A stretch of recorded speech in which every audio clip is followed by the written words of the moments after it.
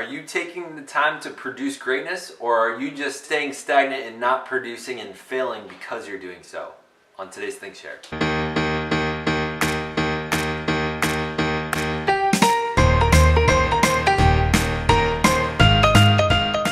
Hello and welcome to the Think Share. My name's Zach. I'm here to bring to what I've been thinking about, sharing about, talking about, listening to that doesn't belong in math class. If you're new to the channel, I invite you to subscribe. I've been reading Tribe of Mentors by Tim Ferriss, and I'm on to the Susan Caine chapter.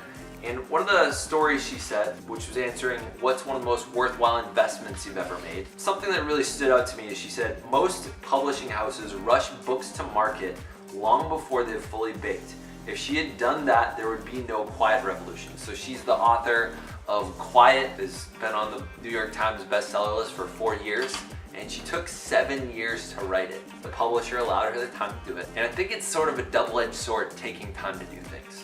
I am coming from a very different place as I make daily YouTube videos, and if I take enough time to make them the way maybe that I want to fully make them, I will probably burn myself out and I won't have time for other things that are really necessary for my life. Some people have the opportunity to take more time. I think that if I were someone trying to make a documentary, or if I were trying to make a movie or something that's kind of long term, I think that I would take more time. For example, the Gucci Gang remix video that I've made, that I took a bit more time to make that, as I knew that some of the minor qualities in that would pay off in the long term, versus sometimes for me, because it's a daily video, quantity and being able to continue to produce quantity and have a long-term effect in this creation of the channel, it's necessary for me to find an efficient way to do things. For her, she said she was really glad that she had the time to do it. Taking 7 years to write a book, for her, that was really valuable. Now, here's my concern for the people reading that out there.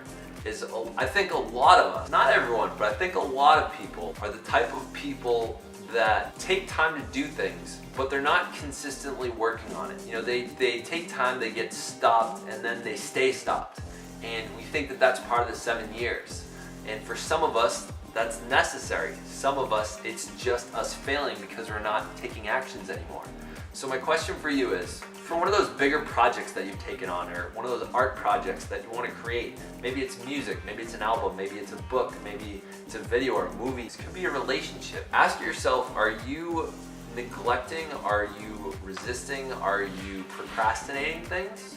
Or are you taking the time to build something amazing? I think the way that we can tell the difference is whether we're in action about it. Are we always thinking about it? If it's something that you're in action about constantly, I think we are building something great. If you constantly find yourself just thinking about it, not writing anything down, not doing anything about it, not taking actions, not talking about it with people, I think that's when you're almost using it as an excuse. I think a lot of people say, you know, I don't want to finish it until it's perfect. The best-selling book of all time was never written because it stayed in someone's head. Think about all the ideas and thoughts out there that have never been executed. By the way, I'm really proud to share recently one of the people I did a TED Talk with, Gabrielle Landry, who I coached last year to write her own book. So proud of her finishing it.